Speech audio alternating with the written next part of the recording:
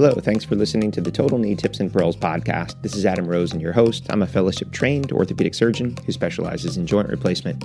In these episodes, I'm going to share with you a lot of my tips and tricks and review classic articles and current implant designs. Thanks for tuning in, and on with the show.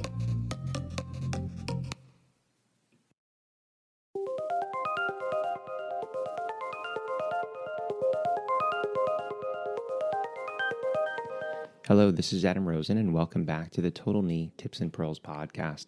In today's episode, I want to talk to you about hip balancing. Yep, it's a knee podcast, but we're going to talk about hips because I've had a bunch of people say, hey, we like the information. I'd like to see you do one on hips. And I'm just going to throw a couple what I believe are probably the three most important sort of hip aspects that I think I can share with people. I'm more of a knee guy than a hip guy. I don't do anterior. I'm a posterior guy. And I have a couple things that I really do think kind of hold over to whatever approach that you do. So we're going to talk about balancing and what I do for balancing. I'm going to talk to you about some tips and pearls on femoral preparation and broaching in the next episode, and then also another episode on acetabular preparation, which is something that I think, a lot of, at least our fellows coming through, they have a lot more experience with approach and the femur, but less so with the acetabulum. So balancing, and this is the thing which I think is extremely important, and this holds true for whatever approach that you do. It's important to understand that, we look at radiographic parameters, but we all know that, the anatomy is very variable and different in each individual patient. And I'm a true believer in a functional range of motion, and using the Ranawat sign and test and other variables to make sure that I have maximally balanced my hip for the patient, not for the x-ray. And that's extremely important because, to be honest with you, when people ask, like, well, what do you aim for? Well, honestly, it's different. The cup position that I aim for in a hypermobile, thin, young female who enjoys playing tennis is very different than the positioning of the implants that I put in an 80-year-old guy with bad back and stenosis that, walks hunched forward. So there has to be a individual kind of preparation for the patient, obviously with goals in mind of what you're looking for both stability and wear purposes. So what I do and what I'm going to explain to you is what I do for every single patient, every single time, with every single change that I make, whether or not it's a change in position of the cup, change in position of the stem, change in position of change of the neck or the head length. And the reason that I do this is occasionally you'll pick up on little subtleties that you maybe didn't see the last time. But also, again, it is a muscle memory. So if you do it every single time, you build up the muscle memory, you can do it a whole lot quicker. And you get used to what the normal is in the pattern. So, okay, implant trials are in there. So we've already done our hip and the trials are in. What I do at this point is I pick my foot up and position my leg and the knee to look at my combined version. And I use this because right away, without even checking my balancing, I can see, is my cup under anteverted, over anteverted. I like the head trials that have an extra little ring right around sort of the equator, because a lot of times you can use that ring and look at the face of the cup and go, am I abducted or am I too vertical? So right away, without really touching the leg, you've put the leg into the position, you're checking this combined Ranawat sign, and you can check in that position both get an idea of your version and your abduction for the patient. But again, if your positioning has changed, especially in a lateral position, if you've tipped forward or backward, again, the pelvis position can change that a little bit. So that's where the functional range of motion, I think, comes in handy. So every single person, what I do is I take my leg and I pull it into extension. So what I'm looking for is a few things here in extension. One, do I have good and full extension? Is my neck impinging on the back of the cup? Maybe I have too much anteversion in my cup. Maybe they're hypermobile. But also, what is my quad like? Did I make them too long? Because if you make a leg too long, you should be more stable up until a point. And that is, I should step back. That's one of the first things I do. So, once the implants are in there, we're checking our leg lengths, and it's something I think everybody does. But, for completeness sake, first thing I do is check the leg lengths, then that combined roundabout side, then extension. So in extension, I'm pulling the knee back, 5 to 10 degrees, checking the quad, checking the rectus, and looking, do I have impingement? Next thing I do is in that extension position, externally rotate the leg. Why? Because in this externally rotated position, this is where you could have neck impingement. And if we're looking down at the cup, say we're doing a left hip in a lateral position, you're behind the patient, we're looking at around 130 position on the clock face.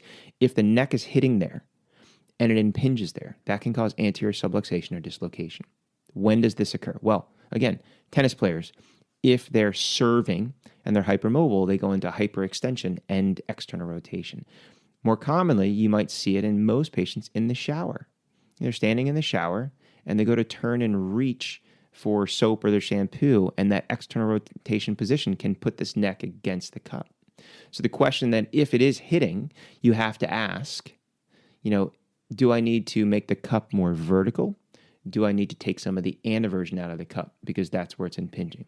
So we've done leg length, we've done our combined Ranawat sign, we've done extension, number 3, number 4, extension, external rotation. Because the mistake that I see a lot of people make is they'll go extension, okay, I'm not hitting, I'm impinging, and then they kind of let the knee drift forward, almost in like 5 degrees of hip flexion, and then externally rotate it. So you're not really checking extension, and external rotation. You're checking neutral, slight flexion, and external rotation. So extension, full extension, and in that position, external rotation. Next, position asleep. So I'm bringing the knee forward, dropping this left knee over the right knee, internally rotating the foot, and seeing, am I subluxing? If I'm hitting neck on cup, that is significantly retroverted. More commonly, if someone's osteoarthritic and they have osteophytes, and you didn't take the osteophytes out when you put the cup in, they may hit the neck on the osteophytes. So you have to be aware. Am I impinging neck on implant? Am I impinging neck on osteophyte? Or is the neck not impinging anything and it popped out? Wait, what's going on? Okay, so that might be an offset issue. That could be troche.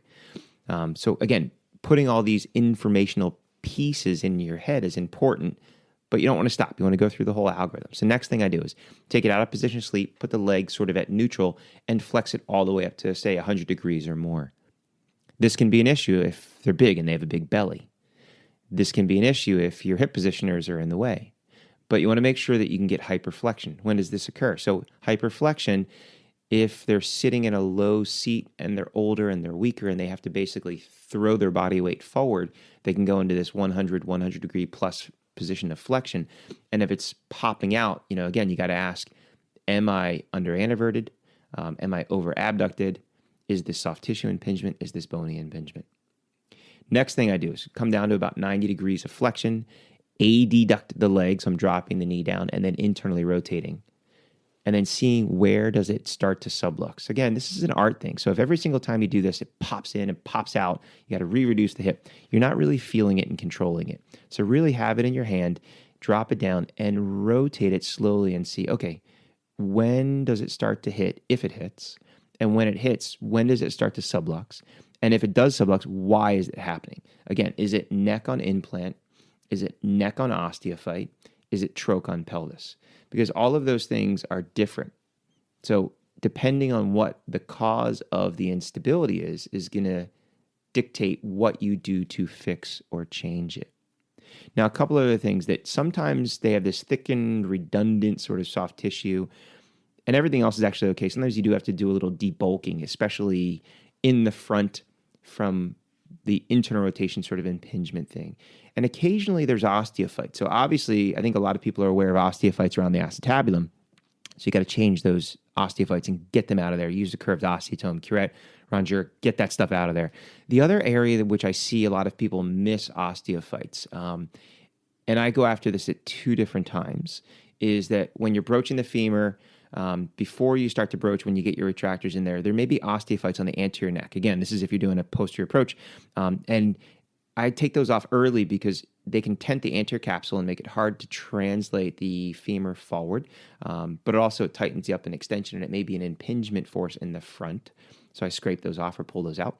The other thing is once I put my broach in calcar plane, people are looking medially on the calcar, but what I'm also looking for is anterior to the neck, but just medial to the troch. A lot of times, if you use the bovie and kind of take some of the soft tissue off, there's always little osteophytes, they would be at the base of the greater trochanter, but anteriorly. And I find sometimes these can impinge on soft tissue up front and cause a little subluxation. So you really want to address those osteophytes and get rid of them. But I go through that every single time. So let's say we're pretty good, right? Let's say, okay, I think everything's good. I want it to be perfect. So are there any other minor changes? And this is where I make minor changes in my cup. And I think about it as, again, like a clock face. You got to think about it three-dimensionally. Don't think about it, I need more abduction, I need more anteversion, because you're looking at really two planes. And sometimes by fixing one, you affect the other one.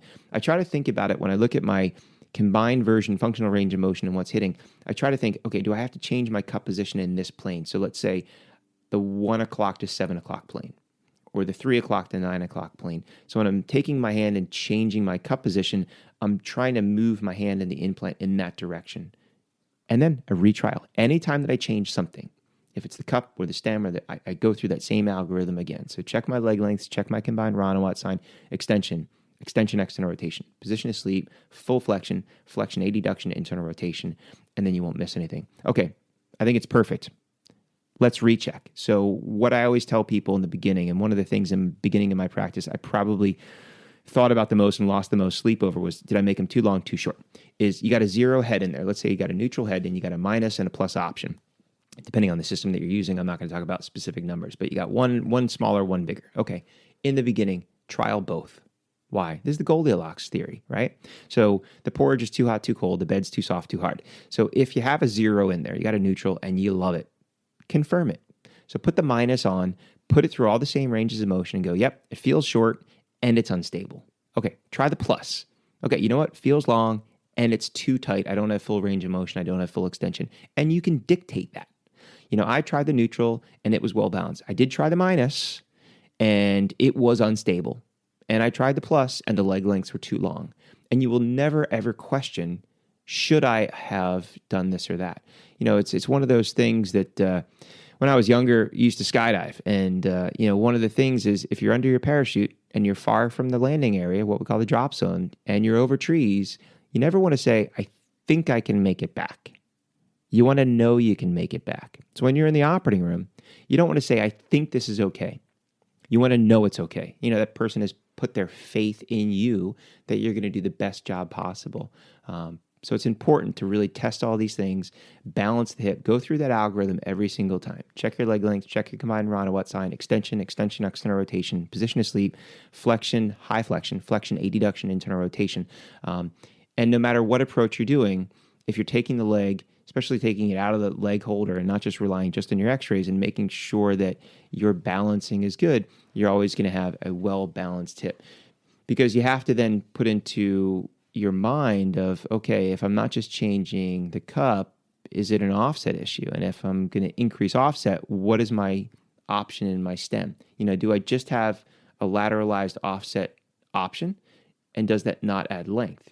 Because if I'm just changing neck shaft angle and I'm adding offset in length, I may have to sink my stem to get more offset to equalize my leg length. So otherwise, I'll gain offset and length.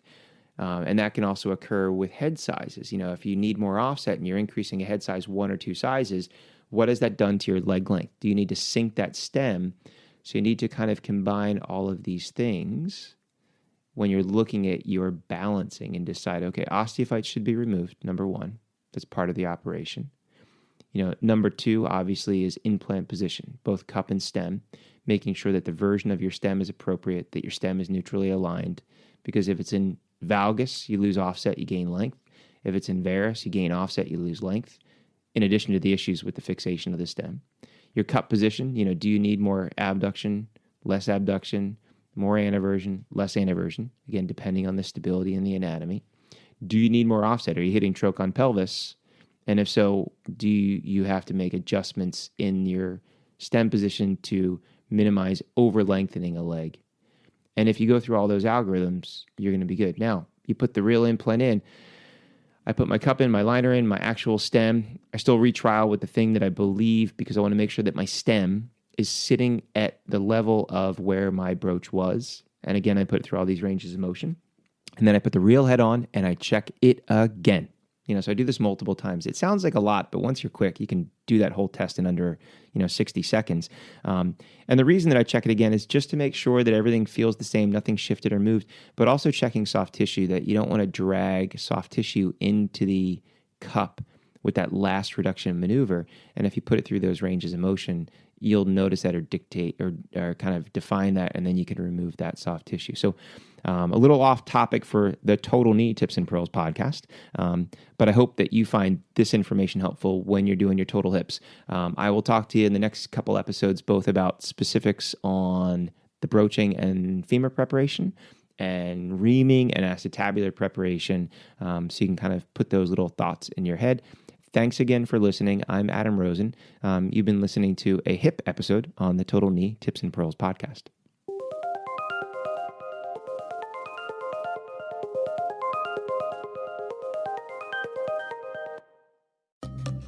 You've been listening to the Total Knee Tips and Pearls podcast. Make sure that you're subscribed so you'll be notified of future episodes.